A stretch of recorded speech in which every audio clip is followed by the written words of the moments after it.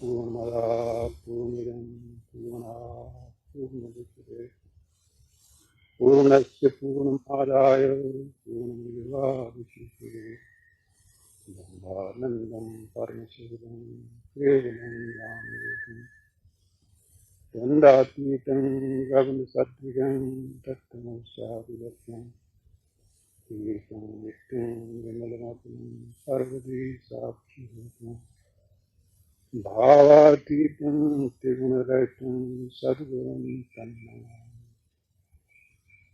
गुरुर्ब्रह्मा गुरुर्विष्णु गुरुर्देवो महेश्वरः।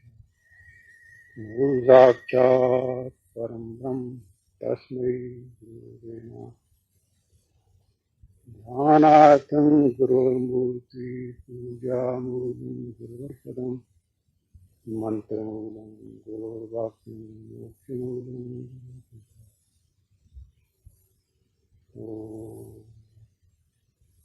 मैं योग्य नहीं है और ये पाप हैं, नुकसानदेह है। अच्छा, अगर उन्हीं कर्मों को आदमी फिर करे तो उसको क्या कहेंगे? आपने खुद ही नाम रख लेना। बोलो।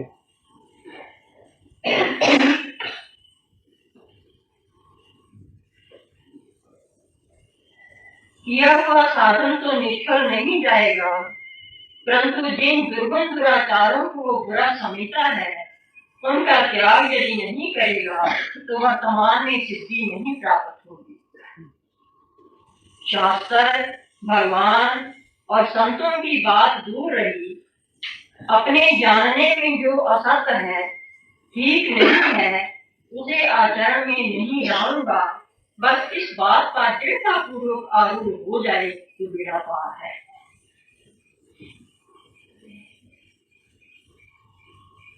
मन चाहता है कि ये ठीक नहीं है, फिर भी उसे करता है। ऐसी स्थिति में उसी से पूछा जाए कि क्या तुम्हारा उद्धार होना चाहिए? यदि वो निष्पक्ष हो, सरलतापूर्वक कहे, तो उसे भी ये स्वीकार करना पड़ेगा कि मेरा उद्धार होना अन्याय है।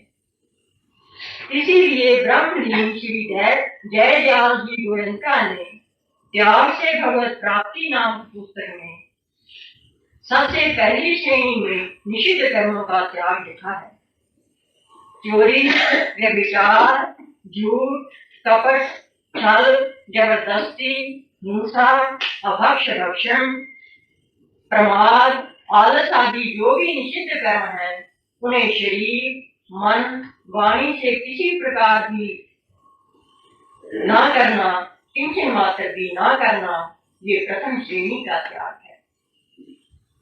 फिर जितने दुर्गुण दुराचार हैं, उनका नाशवान आसक्ति का तथा असत का त्याग कर देना चाहिए।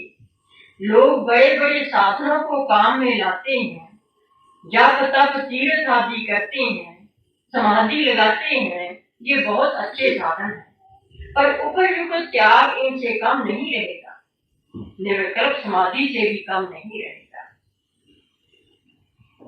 असत्य का सरथा त्याग होते ही सत्य में अपने आप की स्थिति हो जाती है। यदि नहीं होती तो अवश्य कहीं न कहीं झूठ का संग है, असत्य का संग है।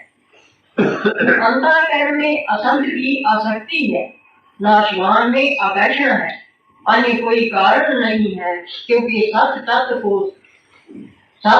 तो सबको अपने आप प्राप्त है। भगवान कहते हैं, ममैव वांशो जीव लोके जीव भूता सनातना। यहाँ मम अंश न कहकर मम एव अंश कहा गया है, अर्थात ये जीव मेरा ही शुद्ध अंश है। ये भगवत वाणी है। भगत की वाणी भी इसी बात को दोहराती है कि ईश्वर अंश जीव अविनाशी, चेतन अमल सहज सुख राशि। उपयुक्त अर्धाली में ईश्वर अंश जीव के लिए 4 विशेषण दिए गए: अविनाशी, चेतन, अमल तथा सहज सुख राशि। केवल नाशवान के संग से इसकी दुर्दशा है। नाशवान भी कैसा, जो हमें नाशवान दिखता है। इसलिए संकल्प करना चाहिए, हम जिसको नाशवान समझते हैं अब उसके अधीन नहीं होंगे, उसमें आसक्ति नहीं करेंगे, नहीं करेंगे। इस संकल्प में महती शक्ति है। जैसे हम यहाँ से मोटर में बैठकर रात्रि के समय हरिद्वार जा रहे हैं, मोटर की रोशनी कितनी ही तेज क्यों ना कर दी जाए, किंतु यहाँ से हरिद्वार दिखेगा नहीं। परंतु जितना मार्ग दिखे उतना तय करते चले जाएं तो हरिद्वार पहुंच जाए। इसी प्रकार साधक जितना साधन मार्ग में आगे बढ़ेगा उतना उसे आगे का मार्ग दिख पड़ेगा। जितना दिखे उतना तय कर लेने पर उससे आगे और दिखेगा। अंत में आगे बढ़ते बढ़ते वो सिद्धि प्राप्त कर लेगा। ज्ञान शक्ति और क्रिया शक्ति स्वयं साधक में विद्यमान है। उनकी ओर दृष्टि प्यार देने वाले को गुरु, शास्त्र, महात्मा और भगवान कहते हैं। इनमें सबसे मुख्य भगवान है, ये सदा सबके हृदय में विराजमान है। जिसकी सच्ची लगन होगी उसे वे हृदय स्थित प्रभु संकेत देंगे, इशारा करेंगे, किसी गुरु या महात्मा से मिला देंगे। कोई ऐसी घटना घटा देंगे जिसके कारण वो सत्य की ओर चल पड़ेगा। कोई परिस्थिति ऐसी आ जाएगी जिससे वो सत्य पथ पर चले बिना रह नहीं सकेगा। ये सब काम प्रभु का है। जीव का तो केवल इतना दृढ़ विचार होना चाहिए कि मुझे प्रभु की ओर ही चलना है। इतनी भी जिम्मेवारी क्यों हो गई? इसलिए ये संसार की ओर चला है। इसने नाशवान जड़ पदार्थों का संग्रह किया है, उन्हें आदर दिया है तथा इनके त्याग की जिम्मेवारी भी इसी जीव पर है। असत्य के त्याग में कई प्रश्न उठते हैं। यदि असत्य का त्याग कर देंगे तो हमारा व्यवहार कैसे होगा? यदि असत्य पदार्थों का त्याग कर देंगे तो हमारा व्यवहार कैसे होगा? काम कैसे चलेगा? निर्वाह कैसे होगा? ये मुख्य प्रश्न है। और सज्जनों, निर्वाह आपके उद्योग पर, आपके परिश्रम पर, आपके विचार पर अवलंबित नहीं।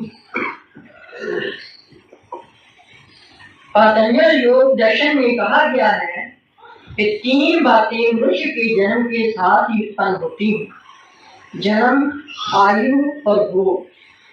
जिन कर्मों के फलस्वरूप शरीर मिला है उन्हीं से आपका संबंध है।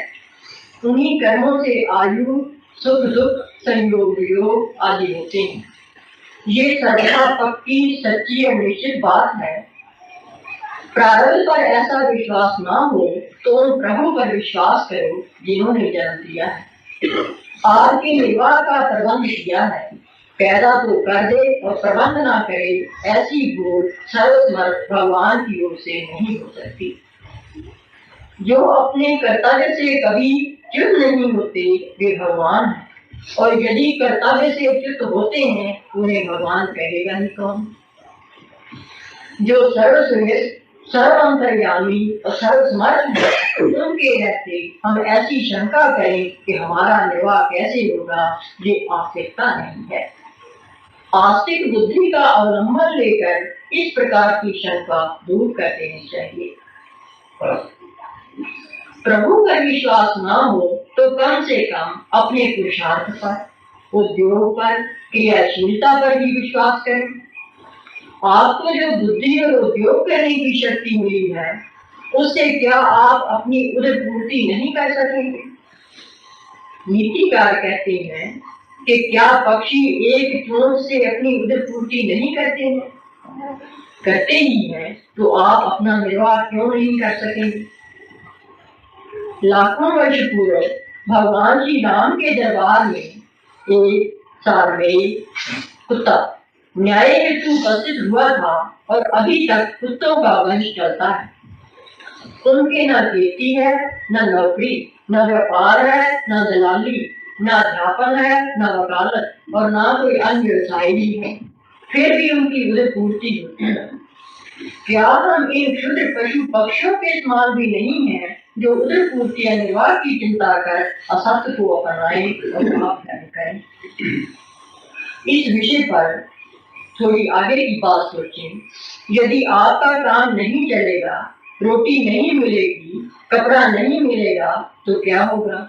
मर जाएंगे और क्या होगा? इससे अधिक आपत्ति और क्या आएगी? अच्छा ये बतलाइए कि पाप करेंगे तो नहीं मरेंगे, क्या अमर हो जाएंगे? बिल्कुल नहीं, मरना तो पड़ेगा ही। फिर आपके जीने का उद्देश्य ये हुआ कि आप अधिक से अधिक पाप संग्रह करके मरेंगे, शुद्ध निष्पाप नहीं मरेंगे। क्या यही उद्देश्य है मनुष्य जीवन का? बस हो गया, इतना पाप बहुत हुआ, आज से ही विचार कर लें, अब अन्याय नहीं करेंगे, पाप नहीं करेंगे, जिस काम को बुरा समझते हैं उसे नहीं करेंगे। मर जाएंगे तो क्या 2 बार थोड़े ही मरना पड़ेगा? जो जन्मा है उसे एक बार मरना पड़ेगा ही। ये तो है नहीं कि पाप छोड़ने से 2 बार मरना पड़ेगा। ऐसा दृढ़ विचार कर लिया जाए तो फिर आपको कोई भी डिगा नहीं सकता। आप कह सकते हैं कि हमारे कुटुंब है, हमारी जाति है, हमारी इज्जत है, वो कैसे रहेगी? विचार करें, ये सब सदा रहेंगी क्या? असल में ये सब मिटने वाली हैं। इनकी इच्छा रखने से आपको केवल धोखा होगा। इनके निमित्त किए गए निश्चित आचरणों का पाप लगेगा, नट अकेले भोगना होगा। ये संसार, परिवार, जाति, इज्जत, व्यवहार कोई भी काम ना आएगा। दुर्दशा केवल आपकी होगी।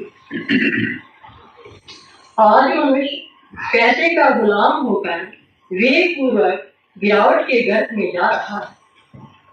वो रुपए के लिए ना इज्जत को देखता है ना आपत्ति को। कैद में जाना पड़े तो भी कोई परवाह नहीं। छल, कपट, जालसाजी, बेईमानी करके किसी प्रकार रुपए कमा लो, बस। आपत्ति या बेइज्जती की कोई चिंता नहीं। क्या हम आध्यात्मिक उन्नति के लिए भी इनका त्याग नहीं कर सकते? ये कैसे जिज्ञासु हैं, कैसे साधक हैं, ये सोचें। मैं बार बार दोहराता हूँ, ये पक्का विचार कर लें कि जिन कामों को हम बुरा समझते हैं अब से उन्हें नहीं करेंगे और नहीं करेंगे। कम से कम उन्हें हृदय में तो नहीं लाएंगे। मन में खराबी आ भी गई और हमने उसे कार्य रूप में बदल भी लिया तो वो स्वयं मिट जाएगी, बिना उपाय किए ही मिट जाएगी।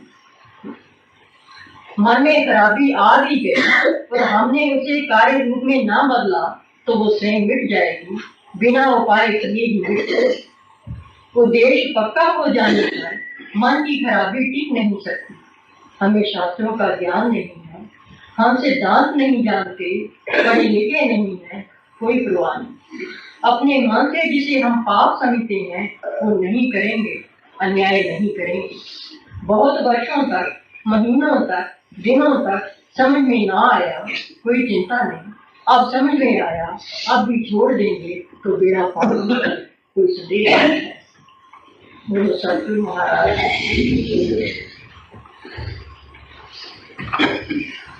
ऐसी अच्छी सुंदर बातें आज के लेख में आई हैं। अगर इनके ऊपर अमल किया जाए तो अवश्य बेड़ा भवसागर से पार हो सकता है। कितनी आसान है, क्या आसान है कि अपनी ही गलतियां और अपने को ही मालूम हो और फिर आदमी ना छोड़े तो उसको क्या कहेंगे? झूठा भक्त कहलवाना चाहता है, झूठा परमार्थिक कहलाना चाहता है। तो इससे तो कपटी आदमी अर्थात ही अच्छा है। गेरुए वस्त्र धारण कर लिए अथवा जटाएं रख ली, भीख मांगते फिरे, लेकिन ये जो कमजोरी है अपने अंदर की दूर ना की, तो इसको यही कहेंगे कि वो परमात्मा को धोखा नहीं दे सकता, अपने आप को ही दे रहा है। तब उससे क्या होगा? बहुत आदमी हैं जो कहते हैं हमने दीक्षा लेनी है, उपदेश लेना है, लेकिन अपनी सफाई करना नहीं चाहते। उसके लिए कई बहाने बतलाते हैं, परिस्थितियां ऐसी प्रकट करते हैं, तो उनको ये बातें पहले सोच लेनी चाहिए। अगर इस मार्ग पर न चल सकें तो दीक्षा लेने से कोई लाभ नहीं है। पहले अधिकारी बनना है और फिर इस मार्ग पर चलना है। कपड़े पहले धोने हैं और रंग फिर चढ़ना है। जिन जिन कर्मों को पाप कर्म कहा गया है, इन पाप कर्मों से इसके अंदर परिवर्तन क्या होता है? परिवर्तन ये होता है कि अंतःकरण रूपी शीशा जो है, अगर ये साफ है तो इसके पार ही भगवान है, उनके दर्शन हो जाते हैं। और अंतःकरण मैला है तो दर्शन नहीं होते, उसमें से प्रकाश नहीं गुजर सकता। तो इन पाप कर्मों से अंतःकरण रूपी जो शीशा है, उसमें उन पाप कर्मों के धब्बे पड़ते रहते हैं। धब्बे पड़ गए तो मैला हो गया।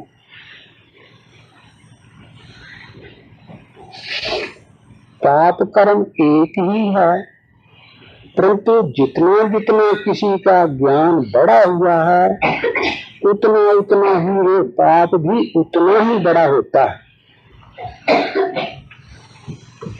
जिस तरह एक छोटा बच्चा अपने पिता के मुंह के ऊपर थप्पड़ मार दे या थूक दे, तो पिता उसको नजरअंदाज कर जाता है।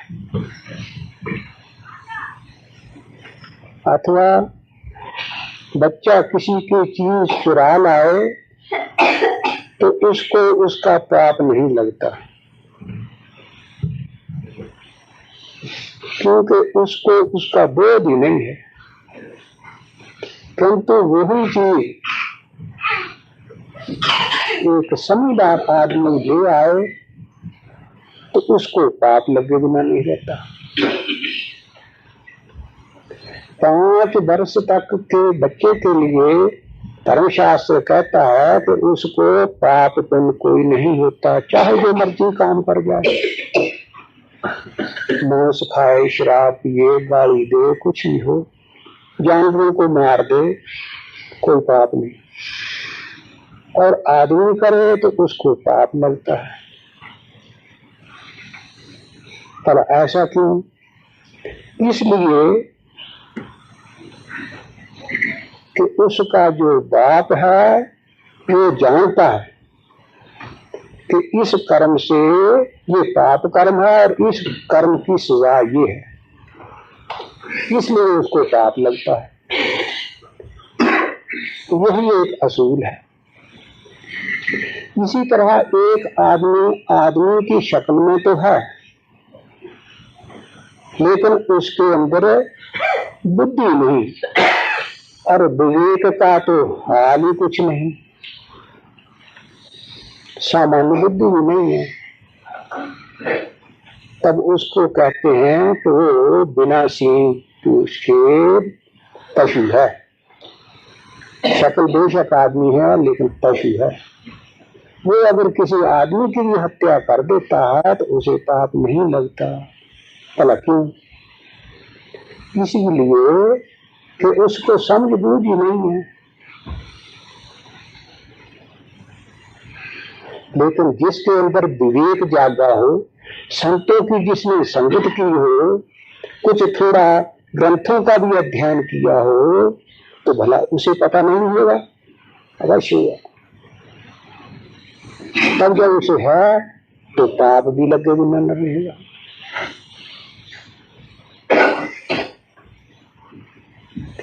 पाप तो जो है बुद्धि के ऊपर अवलंबित है। जितना ज्ञान किसी का बड़ा हुआ है, उतना छोटे से छोटा कर्म भी पाप मालूम होता चला जाता है। तब शुरू शुरू में जितना जितना किसी का ज्ञान विकसित होता जाए और पाप मालूम होता जाए, उसे छोड़ता चला जाए। एक बड़ा सीधा साधा रास्ता है। जैसे अभी एक उदाहरण देकर उसने बतलाया था, आपने हरिद्वार जाना है, मोटर में बैठ जाते हैं, तब उसमें लाइट लगी हुई है, तो लाइट कुछ दूर तक की जाती है। हरिद्वार बहुत दूर है, दिखाई नहीं पड़ता, परंतु ड्राइवर उस लाइट में उस मोटर को चलाता जाता जहां तक उसकी रोशनी जाती है। जब आगे जाता है तो आगे रोशनी हो जाती है, आगे जाता तो आगे रोशनी हो जाती है। इसी प्रकार आदमी जैसा जैसा पापों से निवृत्त होता जाता है, तब वैसे वैसे उसका मार्ग भी बढ़ता जाता है, और जो उससे भी सूक्ष्म पाप है उनका विभेद होता जाता है। और अंतिम स्थिति ये हो जाती है कि कीड़ी मकोड़ी को मारना तो एक तरफ रहा, किसी दरख्त के कोंपल को या पत्ते को तोड़ना भी उचित नहीं समझा। उससे तोड़ने से उसको दुख होता है, सोचता है इसके अंदर भी जान है, इसको भी तोड़ने से कष्ट होगा, इस वास्ते व्यर्थ का वो पत्ता भी नहीं तोड़ता। तब देखिए ये कितने सूक्ष्म बात चली गई। कब हुई? जब मोटी मोटी बातें थे, पाप कर्म थे, उनको छोड़ता चला गया, तब ये अवस्था प्राप्त हुई। तब इसी प्रकार यही रास्ते चलते चलते एक दिन ऐसा आएगा कि संपूर्ण भूत प्राणियों के अंदर एक ही आत्मा प्रतीत होने लगेगा। ऐसा प्रतीत होगा कि जैसे मेरे अंदर आत्मा है, आत्मा के होने करके ही मुझे कष्ट होता है, इसी तरह उसको भी होता है। यही तो है उसे सर्वव्यापी का बोध करने के लिए मार्ग। परंतु शुरू में ऐसा नहीं होगा। शुरू में तो मोटे मोटे जो पाप कर्म है, आपका हृदय अंदर से जिसको दुआही देता चला जाए, उनको छोड़ता चला जाए। तब जो लोग दीक्षा के लिए कहते हैं, उनको इस बात के ऊपर विशेष ध्यान देना चाहिए। अगर तो इन बातों के ऊपर चल सकें तब इस मार्ग में आना चाहिए, नहीं तो इस पवित्र मार्ग में आकर के गंदा नहीं डालना। अच्छा, किसी के दिल में कोई शंका हो, कल के कहेंगे की या आज की, तो उसे प्रकट करना चाहिए। कोई नहीं,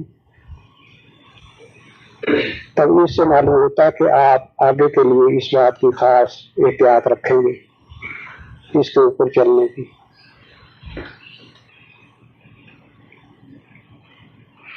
क्यों भाई सुरेंद्र, ठीक है? हाँ जी, कल बड़ी शंका है जी, थोड़ी जी लगा सीगा। हाँ। कल ਤੁਸੀਂ ਕਿਹਾ ਸੀਗਾ ਕਿ ਜੋ ਵੀ ਗਲਤੀ ਆ ਉਹਦਾ ਜਰਨਾ ਨੂੰ ਸਜ਼ਾ ਉਹਨੂੰ ਮਿਲਦੀ ਆ, ਤੇ ਕੁਝ ਵੀ ਹੋਵੇ।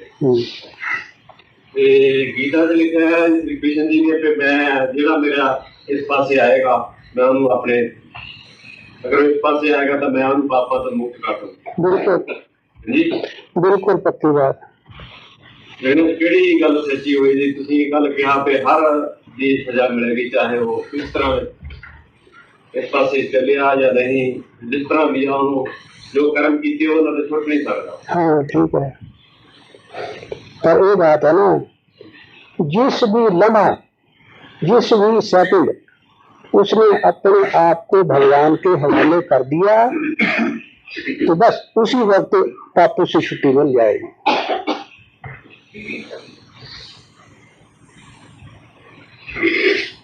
परंतु ये जो अवस्था है ये बहुत ऊंची अवस्था है, इसके ऊपर कोई चल नहीं सकता।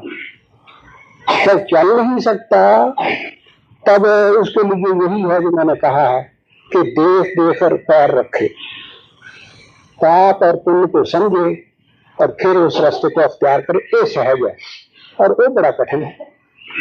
कौन कर सकता है? जिसका प्रेम, जिसकी श्रद्धा, जिसका विश्वास अपने इष्ट देव के ऊपर 16 नहीं बल्कि 16 है, वो ऐसा कर सकता है। तब सारी गीता जो कही अर्जुन को समझाई, तो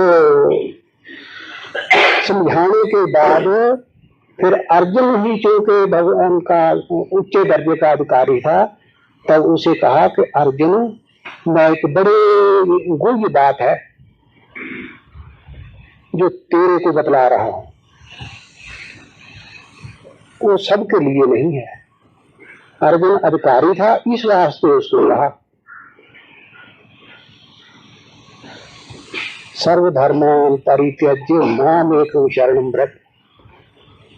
सारे जितने आश्रितों ने अपने कल्याण के समय रखे हैं, अहिंसा धर्म, संन्यास धर्म, मातृपितृ सेवा, देश सेवा इत्यादि तीर्थ व्रत जितने भी हैं परमात्मा को पाने के मार्ग, उन सब का आसरा छोड़ करके तू मेरी शरण में आ जा। तो उसके लिए कहा था। जो बात एक किसी के आदमी के लिए कही जाती है वही दूसरे के लिए नहीं होती। पहली जमात के बच्चों को दूसरी तरह पढ़ाया जाता है, आगे आगे जैसे बढ़ता चला जाता है उसको दूसरा समझाया जाता है। अंतर उसमें कोई नहीं होता, अधिकारी के भी अंतर होता है। हाँ, और छोटी जी बेटी ये पाप और पुण्य जी मतलब साधारण साढ़े लोगों वास्ते ਅਸੀਂ किस तरह ये देखिए कि ये काम साढ़े योग है, ये नहीं योग है, कर्म योग, इस तरह का कोई साधारण उपाय है? साधारण तो बड़ा ही अच्छा होगा, इसको जानने का बड़ा ही सरल उपाय है। इस आदमी के अंदर मनुष्य का आत्मा है और आत्मा परमात्मा की अंश है। तो इस आत्मा को क्या कहा है? अजर अमर अविनाशी ज्ञान स्वरूप सत्यचित चेतन राशि ईश अंश अविनाशी सत्यचित आनंद। तो वह जो परमात्मा के लक्षण हैं वो इस जीवात्मा के हैं। तो उस जिसमें ये प्रतिबिंबित होता है उसके ऊपर धब्बे होने के कारण वो प्रकाश जीव का क्यों नहीं पड़ता। जब वो स्वच्छ हो जाता है तो प्रकाश जीव का क्यों पड़ता है। तब इस वक्त अज्ञान अवस्था में हमारा अंतःकरण मैला हुआ, लेकिन फिर भी प्रकाश तो आता ही है। तब उस प्रकाश के आने के कारण क्या होता है कि जब भी कभी कोई आदमी ऐसा कर्म करने लगता है कि जो उचित नहीं होता, तब हर एक आदमी के अंदर से एक आवाज आती है, ऐसा नहीं करना चाहिए, ये उचित नहीं है। ये आवाज है आत्मा की।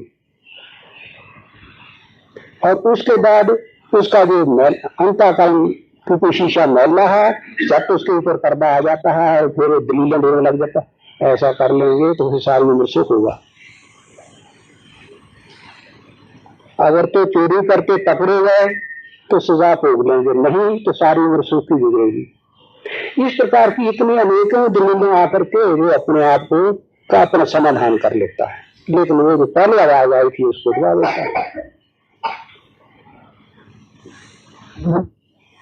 तो जैसे जैसे आप इस तरह अपना संकोच करते चले जाएंगे, काम करते चले जाएंगे उस आवाज के अनुसार ही, उतना ही मार्ग आगे आगे आगे आगे साफ होते चला जाएगा।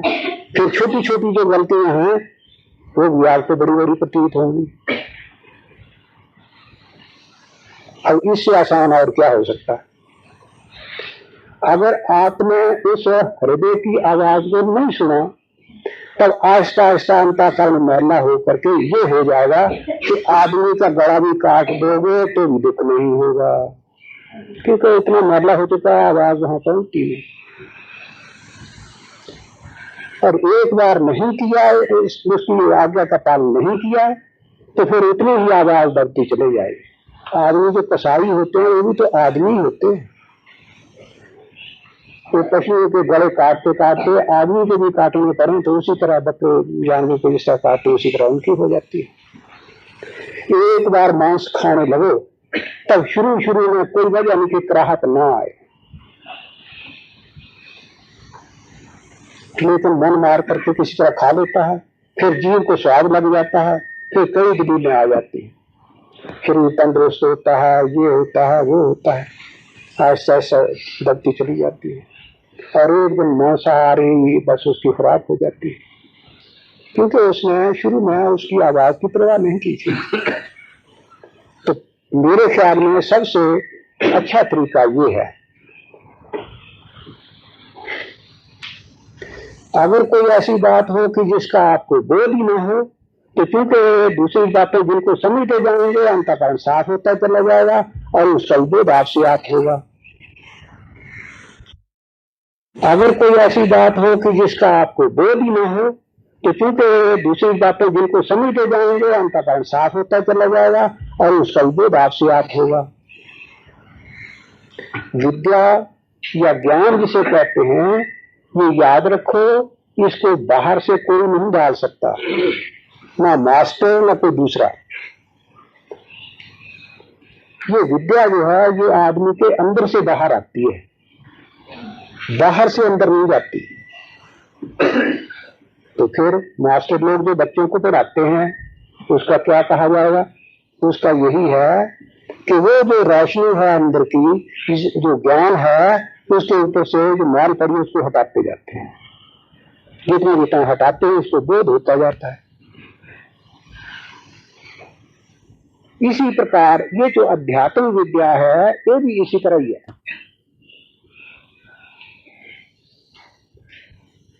ये जो सत्संग वगैरह बातें हैं, अध्यात्म ग्रंथ पढ़े जाते हैं, ये क्या है?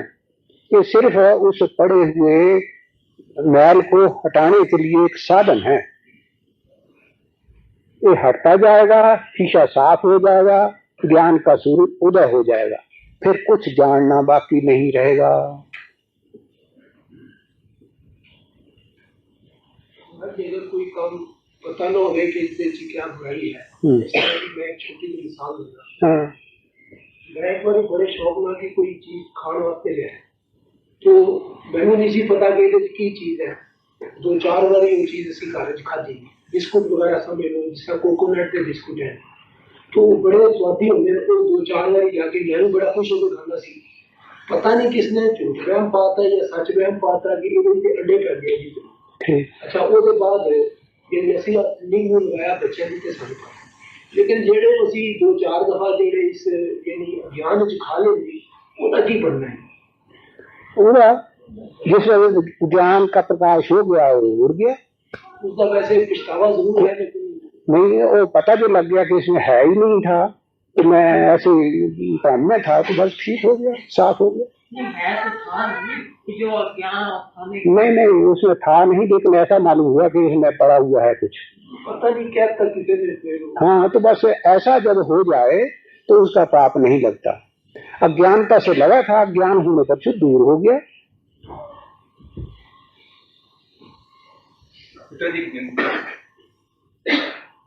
आत्मा की आवाज बड़ी क्षणिक होती है, बहुत थोड़ी देर बाद हाँ गलत काम करांगे फौरन आवाज आ जाएगी कि गलत है, वो बिल्कुल। हाँ उसके बाद मन दलीला दिलता कि नहीं नहीं अपना नहीं अपना कर लो ठीक हो जाएगा। हाँ वो दलीला काफी लंबे अरसे तक सामने रहती है। उसलिए आदमी संयम कितना रखे, ये आत्मबल को कितना बनावे, कोई चीज ना। तो इसे एक मैं जवाब पहले ही दे चुका हूं कि ऐसा अक्सर होता है। तो ये जितना जितना अंतःकरण मैला है उतना ही वो आवाज जो होती है वो क्षणिक होती है, और जितना आत्मा साफ हो वो एक दिन की तो कहना ही क्या, कई दिन तक क्रोध पैदा करता रहता है। उसकी आत्मा को अंदर काट काट करके कोई चीज खाती रहती है कि क्यों ऐसा कहा गया। गल भी पढ़ रहा जी, आवाज भी पढ़ रहा, कोई मुंह से गल भी कहे, कोई भी हाथ भी किसी ने की है या मुंह निकल गई। तो जितना जितना मैला है ना उतनी उतनी आवाज क्षणिक होती है, और जितना साफ है वो तो एक दफा की आई हो तो छोड़ती नहीं हो, तो जब तक उसकी सफाई नहीं हो जाती उतनी देर तक वो दूर नहीं होती। एक उदाहरण भी देता हूं। जिस वक्त राजा परीक्षित ने एक जंगल में बैठे हुए साधु को के गले में मरा हुआ सर्प डाल दिया, तो उससे पहले उसे क्या ख्याल आया कि देखो जब मैं दूर से आ रहा था तब आंखें खुली थी, जब मैं नजदीक आया तो आंखें बंद करके बैठ गया कि समाधि में कोई बैठा है, कितना टोंगी है। ये ख्याल उसके दिल में गुजरा।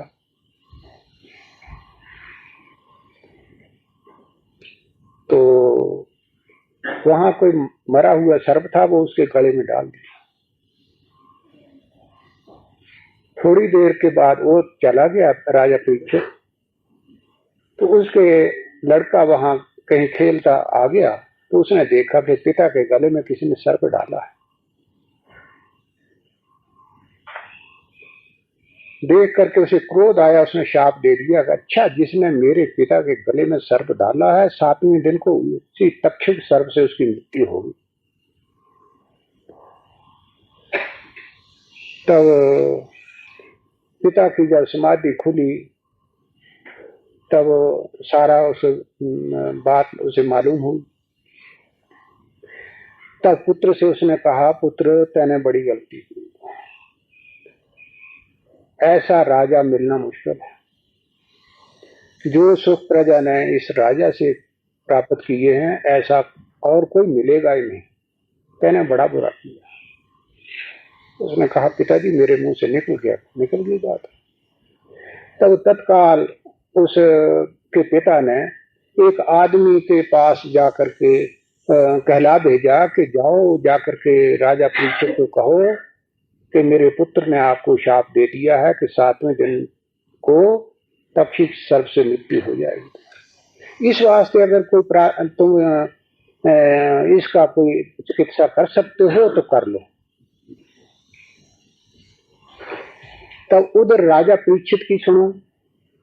राजा परीक्षित जिस वक्त गले में सर्प डाल करके आया, तब जिस तरह कोई आदमी सोया हुआ जाग पड़ता है, इसी प्रकार उसके चित्त में विचार आया, ओहो मैंने क्या किया,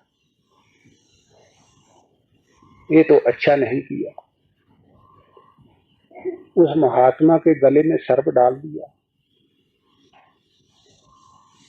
आज तक ऐसी चेष्टा मुझसे कभी हुई नहीं थी, ये क्या हो। बड़ा दुखित चित्त होकर के बैठा हुआ था। तब इतने में वो आदमी भी आ गया और उसने आकर के सारी बात सुनाई और उन्होंने कहा कि आज से 7वें दिन मृत्यु हो जाएगी सर्पदंश। जिस वक्त ये बात सुनाई तो राजा परीक्षित को बड़ी प्रसन्नता हुई। शुक्र है, बहुत धन्यवाद उस प्रभु का कि जो पाप कर्म आज मुझसे हो गया है, उसका प्रायश्चित मुझे यहां ही मिल गया, आगे नहीं भोगना पड़ेगा। मरना तो एक दिन है ही, परंतु इतना हो गया कि ये पाप मेरे साथ नहीं आएगा। बड़ी खुशी हुई।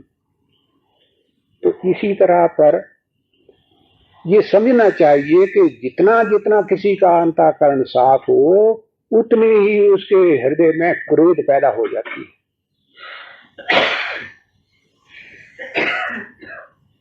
और उसके लिए फिर कोई साधन भी निकल आता है।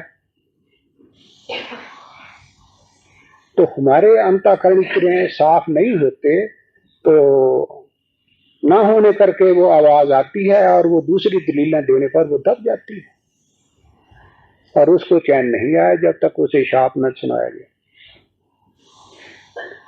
तो इस तरह करो, इस रास्ते पर चलने की ज्यादा से ज्यादा कोशिश करो, और मार्ग में रोशनी आगे आगे आगे मिलती चली जाएगी।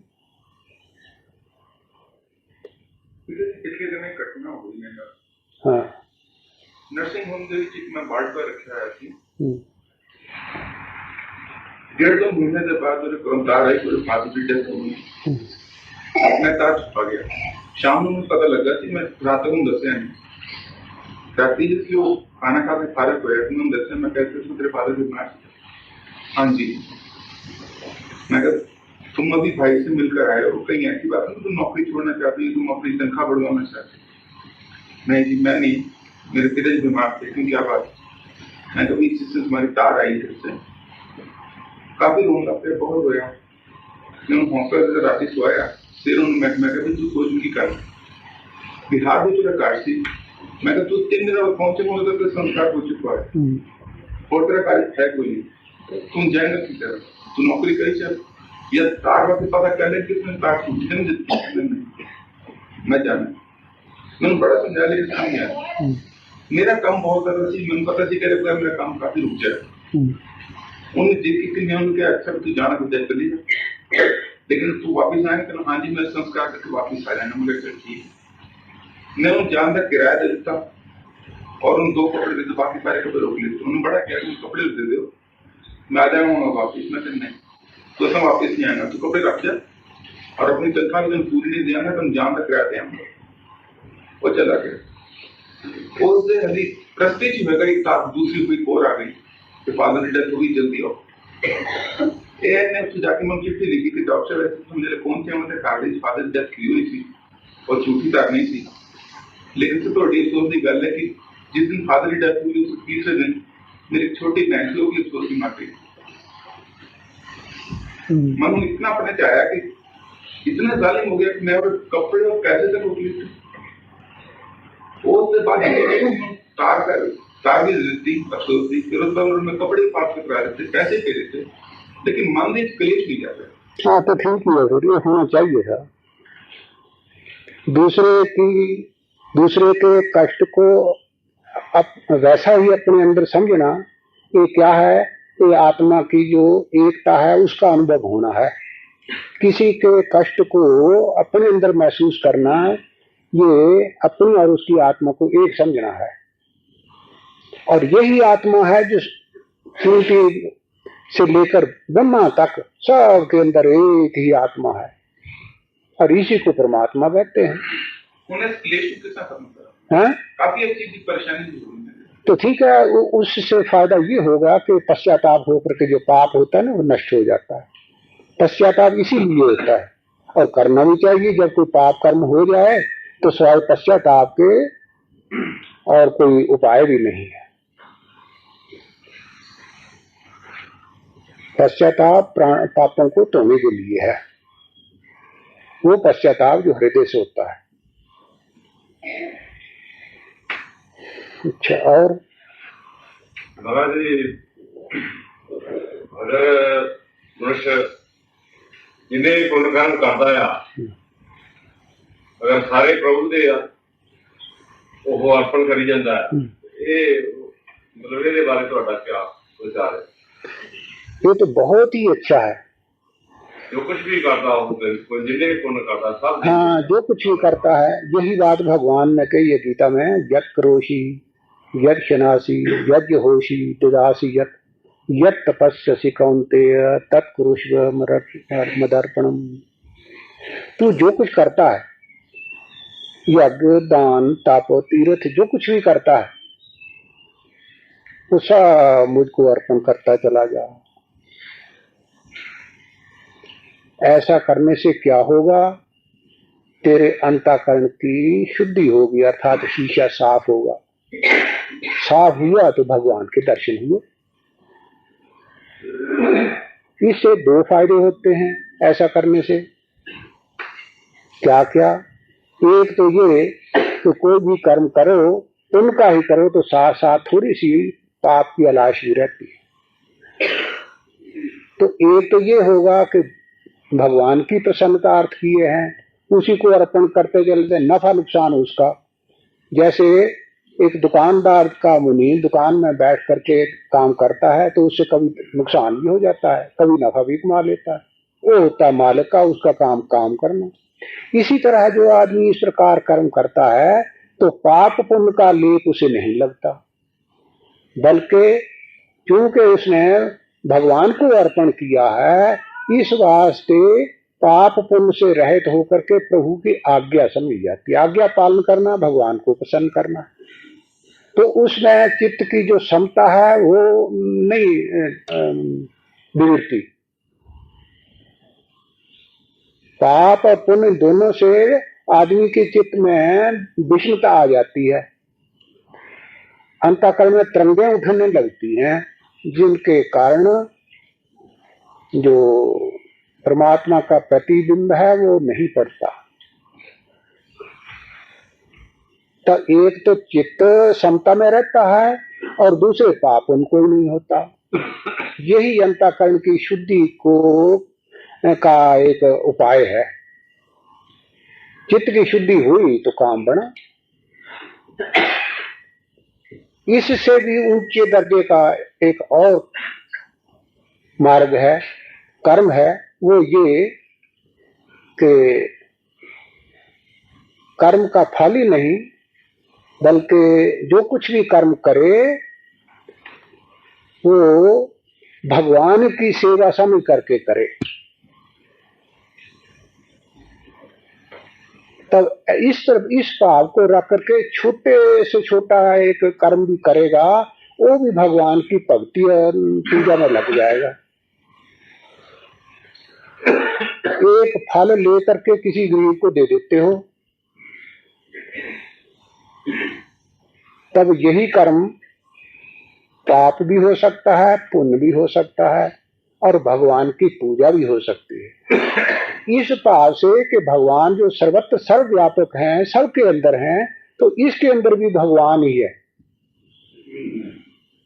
इस भावना से करते हैं तो भगवान की पूजा है, भगवान की सेवा है, ये सबसे ऊंचा है। कौवे कुत्ते को गऊ को ग्रास रख करके देते हैं, उसको भी यही समझते हैं कि सर्वभूतांतर्गत जो आत्मा है वही परमात्मा है, इनके अंदर भी वही है। तो भगवान उतने से ही प्रसन्न हो जाते हैं।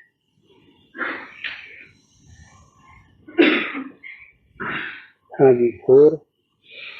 और मेरी यही कि जरा खाका पे जेड़ा बाप है, दुनियावी बाप, हाँ। माता पिता, उन्होंने सामने पूरे बच्चे औलाद लड़े आपस में आविष्कार होता हटा देना ना लड़ो। लेकिन ये भी ईश्वर परमात्मा में हमारा सबका पिता माता है और हम उसके बच्चे हैं।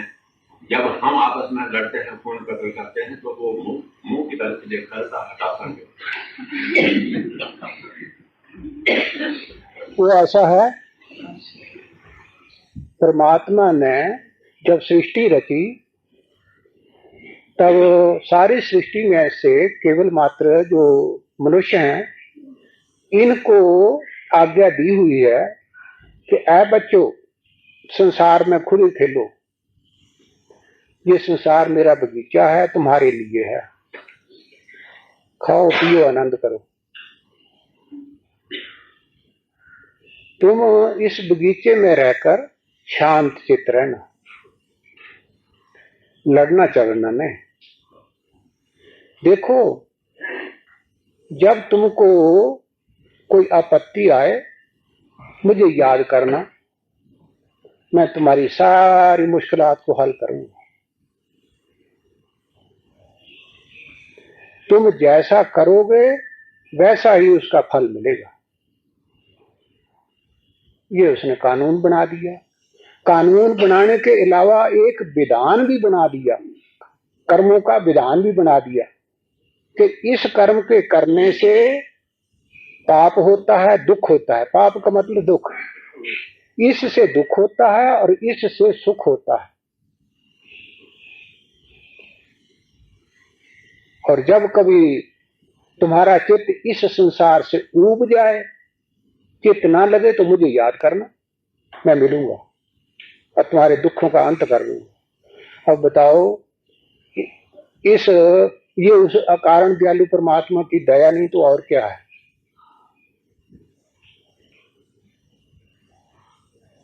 जैसा करता है वैसा पाता है। अब करना इसका काम, उसका फल देना ये भगवान के हाथ में है। जो इसको स्वतंत्रता दी थी कि जैसी तेरी इच्छा हो कर, बस उसी स्वतंत्रता में आकर के ये फंस गया।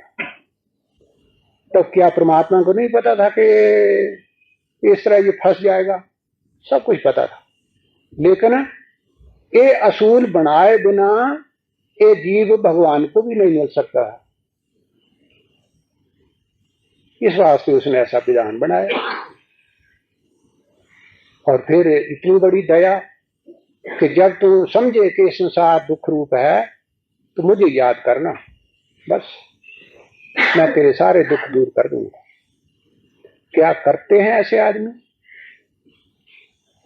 छितर पड़ते हैं, मार पड़ती है, डंडे पड़ते हैं, लेकिन अपना मार्ग नहीं छोड़ता। अब इसको क्या किया जाए? और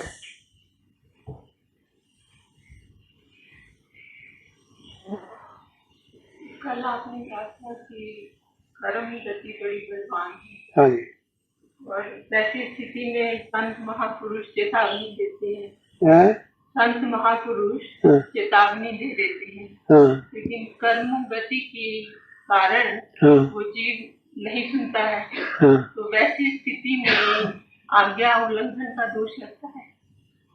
वो तो जरूरी लगता है। तो फिर कर्मों की गति के कारण ही तो ऐसा हुआ था। तो ठीक है, लेकिन वो कहते हैं ना कि संत जो होते हैं वो रेत के ऊपर मेख मारते हैं। तो यही तो है, किसी को कह दिया कि देख इस रास्ते नहीं जाना, बाकी आगे उसकी स्वतंत्रता है। जाना ना जाना उसको तो समझा दिया इधर नहीं जाना, इधर कांटे हैं। और इससे ज्यादा क्या था, इसी को रेत के ऊपर अगर इधर चलता तो ये रास्ता कहीं जा पहुंचता, इधर चला रहा वो कांटे। ये काम जो होगा तो संतों से होगा, दूसरे नहीं किसी ने करना। दूसरे खुद अज्ञान में पड़े हैं, ना वो जानते और ना उन्होंने समझाना है।